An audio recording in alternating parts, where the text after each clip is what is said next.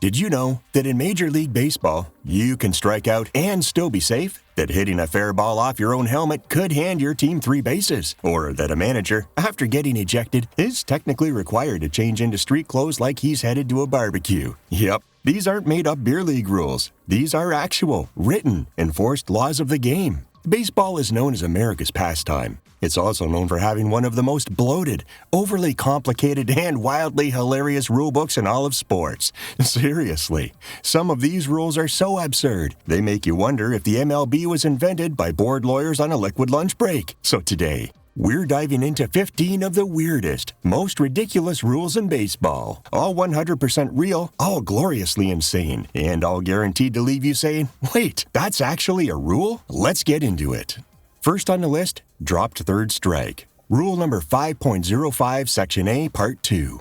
Think it's all over when you strike out? Think again. If the catcher fails to catch strike 3 cleanly and first base is empty or there are 2 outs, the batter is actually allowed to run to first base. Yep, after striking out. This loophole has led to some of baseball's most bizarre plays. Take the 2005 ALCS Game 2, for example. A.J. Pierzynski took strike 3, but the catcher missed the ball.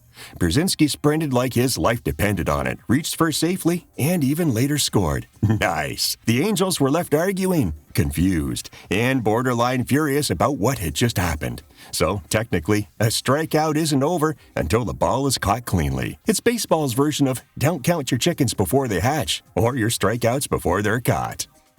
At number 2, infield fly rule. Rules number 2.00 and 5.09, Section B, Part 1. The infield fly rule is baseball's most infamous source of confusion. It states, with runners on first and second, or bases loaded, and fewer than 2 outs, if an infielder can catch a pop-up with ordinary effort, the batter is automatically out whether or not the ball is caught. Why? Because without it, fielders could let the ball drop intentionally to set up an easy double or triple play. So it protects the offense from trickery, but instead, it confuses pretty much everyone. For instance, in a recent Red Sox-Rays game, the ump called the infield fly on a pop-up that wasn't even in the infield. Chaos ensued. Fans booed. Players argued. Broadcasters lost their minds.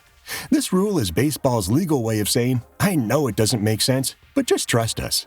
Number 3, fake throw to first equals a balk. Rule number 6.02, Section A, Part 2. Pitchers love deception, but MLB draws the line at fake pickoff throws that aren't followed through properly. If a pitcher fakes a throw to third base and then throws to first without stepping off the rubber, it's a balk, meaning the base runners get to advance. This rule effectively ended a classic trick play used to confuse runners and gain an advantage. Umpires strictly enforce it nowadays. Try it, and the other team gets a free gift, an extra base. In baseball, bluffing has consequences, and fake throws are more expensive than poker bluffs at a Vegas table at 3 a.m. Next up at number 4, pitcher can fake a pickoff to second, but not to first or third. In the MLB logic universe, faking a pickoff to second base is totally allowed. Want to fake to first? Illegal. Fake to third? Think again. But second base? Go nuts. Apparently, second base is where the deception is not only accepted but encouraged, but is allowed only when a runner actually exists and the pitcher steps properly. This has led to endless fake, spin, throw, psych moments on the mound that make pitchers look more like confused ballerinas than athletes. It's all part of Rule 6.02, Section A, Part 4, and if you break it, that's a balk. Enjoy gifting a base, because nothing builds confidence like rewarding creativity, only if it's aimed at second base. At number 5, pine tar limit. Rule number 1.10, Section C. Pine tar on a bat helps players grip better, but only up to 18 inches from the handle. Anything beyond that is illegal. In 1983, George Brett of the Kansas City Royals smacked a go-ahead home run against the Yankees. But the umpires measured his bat, found his pine tar exceeded the limit, and nullified the homer. Brett's furious, legendary pine tar game meltdown, charging out of the dugout screaming, became an iconic moment in MLB history. Nothing screams baseball greatness like being ejected for too much enthusiasm in the arts and crafts aisle. Number 6, suspended games resume later. Rule number 7.02. Most sports restart postponed games from scratch. Baseball? Nope. If a game is suspended due to the weather, protests, or other interruptions, the game resumes later exactly where it left off, sometimes days or weeks later. The Pine Tar game, for instance, was suspended on July 24th and resumed 25 days later. George Brett wasn't even in a resumed game, but his home run stood as a baseline. This creates strange scenarios where players and fans essentially get a baseball time warp. Baseball, the only sport where you can hit a walk-off home run in July and celebrate it in August. At number 7, ball lodged in gear equals free bases. Rule number 5.06, Section C, Part 7. Imagine this. A pitch rockets in, but instead of the catcher snagging it or the batter swinging, the ball gets stuck in the umpire's mask or chest protector. What happens? The ball is immediately declared dead, and all runners advance one base. Yep, just like that. There have been several infamous instances where a ball wedged itself in an ump's gear, leaving everyone wondering if the umpire secretly had a magnet in his mask. The runners get the free pass, and the game continues like nothing strange happened, except the crowd knows exactly what did. So, if the ball gets lost in the ump's gear, everyone just gets a free base? Cool! What's next, though? MLB teams hiring umpires as part-time catchers? At number 8, fielder interference equals a free base. Rule number 6.01, Section B. If a fielder interferes with the batter's swing, even the slightest touch, the batter gets first base automatically. It doesn't matter if it was intentional or just a fielder accidentally being too close. A brush against the bat equals a free walk to first. This rule protects batters from getting cheated out of their swing by defenders. And over the years, some players have benefited hugely from this, sometimes in the most ridiculous ways. In baseball, just existing too close to someone's bat can get you punished in more ways than one. Think twice before invading personal space. And now it's time for the 7th inning stretch fun fact. Did you know every MLB ball is covered in mud from a secret location in New Jersey? The mud is called Lena Blackburn baseball rubbing mud and allows pitchers to have better grip on balls. Before this mud, baseballs were rubbed in water and dirt and sometimes tobacco juice or shoe polish. Okay, time to get back to the action. At number 9, ball deflected into stands. Rule number 5.05, Section A, Part 9. What if a fielder deflects a fair ball into the stands? The distance it travels determines what happens. If the ball bounces or is deflected into the stands beyond 250 feet from home plate, it's a home run. If it's less than 250 feet, the batter gets 2 bases instead of 4. This subtle difference has led to some head-scratching calls, where a seemingly harmless pop-up turns into a multi-base hit just because it bounced over a certain line. Baseball's version of, it's not the size of the hit, it's the bounce that counts.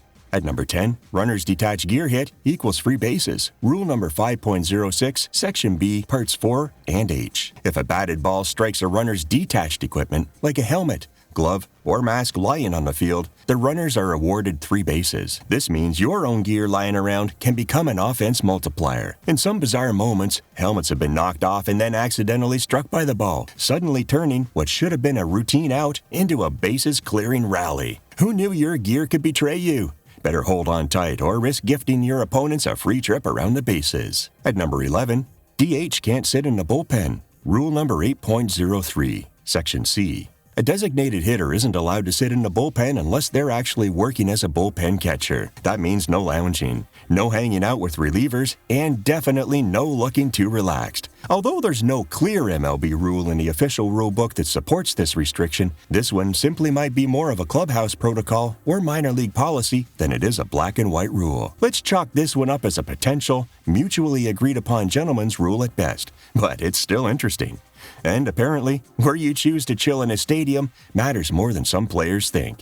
Stay in your lane, DH. At number 12, pitch clock equals 12 seconds. Rule number 8.04, Section B. To speed things up, the MLB has a 12-second pitch clock when bases are empty. If a pitcher takes longer than 12 seconds to deliver a pitch, the ump calls a ball. No more endless staring contest or dramatic glove adjustments. In 2024, this rule famously led to a walk-off loss because the pitcher took too long to wind up. Fans cheered, batters smiled, and pitchers suddenly felt the pressure of the clock more than ever. The clock is ticking, Picasso. Baseball is officially timed, so procrastinators beware. At number 13, ejected managers must change and leave. Rule 8.04. When a manager gets ejected, they don't just stomp out of the dugout. Officially, they're required to change into street clothes and either leave the park or sit in the stands, well away from the team.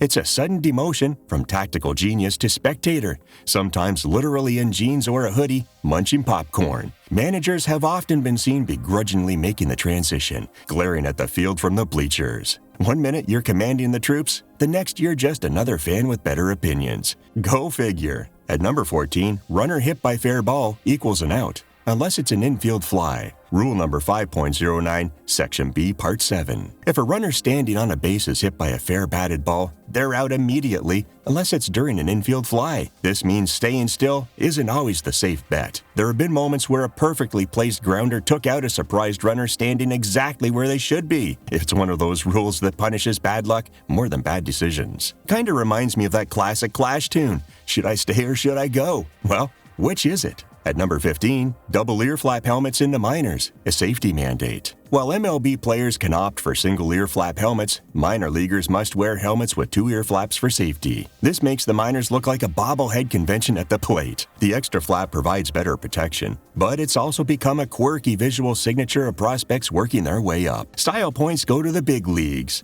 The minors, it's all about surviving the pitch machine. So, there you have it, 15 of MLB's most ridiculous but legit rules. Let us know, did any of those rules make you laugh, cry, question reality, or maybe all three? Because only in baseball can you strike out, get ejected, drop your gear, trip over your own helmet, and still come out ahead on the scoreboard. Somewhere in a vault, there's probably a rule that says if a pigeon flies through the strike zone, it counts as a foul ball. And honestly, I wouldn't even be surprised. But hey, we've only scratched the surface. There are dozens more bizarre MLB rules lurking in that dusty rule book, just waiting to confuse and entertain. So here's your challenge. Drop your favorite weird or dumb baseball rule in the comments. Or if you've seen something even crazier in a game, let us know. We might feature it in an upcoming episode on Strike Zone. Thanks for watching. And don't forget to like, subscribe, and ring that notification bell so you don't miss out on the next deep dive into the strange universe of baseball. Because in this game, the weirder it gets, the more we love it. Catch you in the next inning.